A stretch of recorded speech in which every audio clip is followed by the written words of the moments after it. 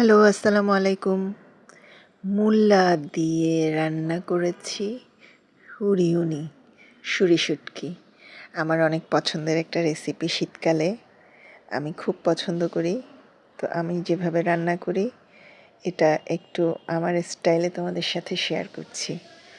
যাদের শুটকি পছন্দ না তারা রেসিপিটা থেকে দূরে রাখো। যারা আমার মতো শুটকি লাভার আছে, সঙ্গে মূলা লাভার, তারা রেসিপিটা পুরো দেখে একটা সুন্দর লাইক কমেন্ট করে সঙ্গে থাকো। আমার ইউটিউব চ্যানেল আছে হেসেলে রাখান নামে, সাবস্ক্রাইব করলে খুশি হব। আমার ফেসবুক পেজও আছে একটা রান্না, সেম নামে হেসেলে রাখান। একটা লাইক দিয়ে ফলো দিয়ে সঙ্গে থেকে উৎসাহ পাবো। তো প্রথমে তেল গরম করে পেঁয়াজ রসুন কুচি দিয়ে দিয়েছি। আমি এটা বাটা মশলা দিব না, বাটা মশলার বদলে আমি এখানে পেঁয়াজই দিচ্ছি। পেঁয়াজ আর রসুন কুচিয়ে দিয়েছি, একদম কুচি করে, দেখতে পাচ্ছ তেল দিয়ে গরম করে নিয়েছি। এখানে 1 কেজি মূলা আর একটা বড় শুটকি, শুঁড়ি শুটকি, হুরিউনিয়ারি। তো ওই শুটকি খুব ভালো করে মাঝখানের সময়টাতে ধুয়ে একদম পরিষ্কার করে নিয়েছি। এবং শুটকি আমরা খুব ভালো করে ধুই, গরম পানি দিয়ে ধুই। গরম পানি দিয়ে না ধুলে শুটকিতে যে সাধারণত রাসায়নিক পদার্থ ব্যবহার করা হয় সেটা শরীরের জন্য ক্ষতিকর। শুটকি খেলে খুব ভালো করে পরিষ্কার করে নিতে হবে, এটা হলো কথা। কয়েক দফা গরম পানি দিয়ে ধুয়ে পরিষ্কার করে তারপরে ঠান্ডা পানি দিয়ে ধুয়ে নিই। তো তেলের মধ্যে পেঁয়াজ রসুনের সাথে শুটকিটা একটু ভেজে নিব, এটাতে একটু সেন্টটা ভালো হয়। শুটকি লাভারদের কাছে শুটকির গন্ধটা খুবই পছন্দের, আর যারা শুটকি পছন্দ করে না তাদের কাছে তো পছন্দের না।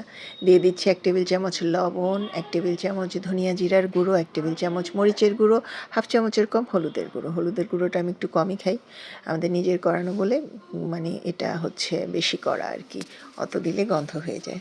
তো হলুদ, মরিচ, ধনিয়া, জিরা যার যার পছন্দ অনুযায়ী দিবা। যারা খুব স্পাইসি খাও, অনেক মশলাদার খাও, তারা একটু মশলা বেশি দিবা, যারা কম খাও কম দিবা। তো একটু পানি দিয়ে নিচ্ছি মশলাটা কষিয়ে নেওয়ার জন্য, না হলে পুড়ে যাবে। তেলটা যখন পুরো উঠে এসেছে, 7-8 মিনিট কষিয়ে নিয়েছি, দেখতে পাচ্ছ একদম তেল ছেঁকে উপরে উঠে গেছে পানিটা শুকিয়ে। তো এই পর্যায়ে দিয়ে দিব মূলাগুলো। মূলাগুলো খুব ভালো করে ছিলে ধুয়ে ছোট ছোট পিস, যেরকম দেখছো ওরকম ছোট পিস করে নিয়েছি।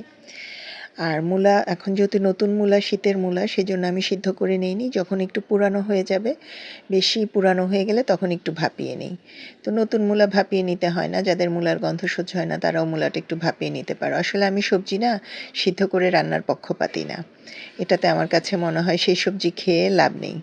কারণ সবজিটা যখন আমরা ভাপিয়ে পানিটা ফেলে দেই, আমার কাছে মনে হয় যে ভিটামিনটা, এমনিতেই তো আমরা সব রাসায়নিক পদার্থ মিশ্রিত আর সার মিশ্রিত খাই, তার উপরে যদি আবার এভাবে সব ফেলে দেই, সেই জিনিস আসলে না খাওয়াই ভালো। এটা আমার ওপিনিয়ন আর কি। তো মূলাটাও ভালো করে কষিয়ে নিচ্ছি। 7-8 মিনিট ভালো করে কষানোর পরে পানি দিয়ে দিব মূলাটা ভালো করে সিদ্ধ হয়ে নেওয়ার জন্য। নতুন মূলা সিদ্ধ হতে সময় লাগে না, মোটামুটি 25-30 মিনিটেই রান্না একদম পারফেক্টলি হয়ে যায়।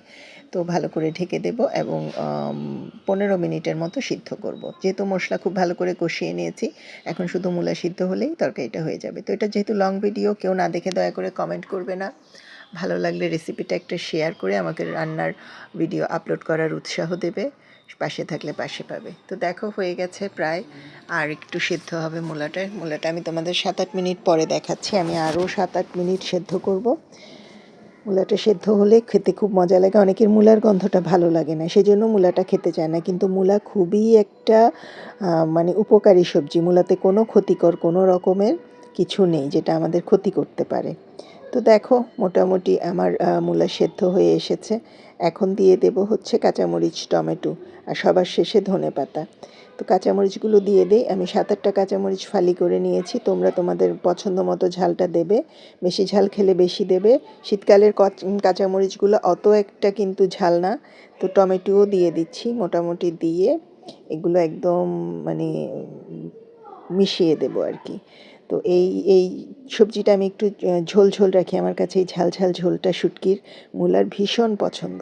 আমি বললাম না যে আমার পছন্দের একটা রেসিপি আমি তোমাদের সাথে শেয়ার করছি। তো এই হলো আমার পছন্দের রেসিপি। তো আমার এটা গরম ভাতের সাথে ভীষণ ভালো লাগে, মানে আমার এটা পছন্দের একটা তরকারি আর কি শীতকালে। আমি প্রায় করি, চিংড়ি শুটকি দিয়েও করি, এটা দিয়েও করি, চিংড়ি মাছ দিয়েও করি, সেম প্রসেসেই করি। জাস্ট শুটকি অথবা চিংড়ি দিয়ে করি আর কি, অথবা চিংড়ি মাছ দিয়েও করি। তো একটু ভাজা ধনিয়ার গুঁড়ো দিয়ে দিয়েছি।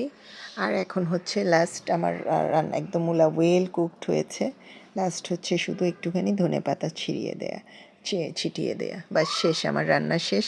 তো রান্না ভালো লাগলে একটা শেয়ার করে দিও, আর শেয়ার দিয়ে আর একটা সুন্দর গঠনমূলক কমেন্ট করো, উৎসাহ লাগে। এখন কিন্তু অনেক আপডেট হয়েছে, সুন্দর কমেন্ট যদি না করো ফেসবুক থেকে কিন্তু ওটা হাইড হয়ে যাচ্ছে। তো একটু খেয়াল করে সবাই লাইক কমেন্ট করবে। আমার রান্না রেডি, আমি টেবিলে নিয়ে যাব, এখন ভাতের সাথে খাবো।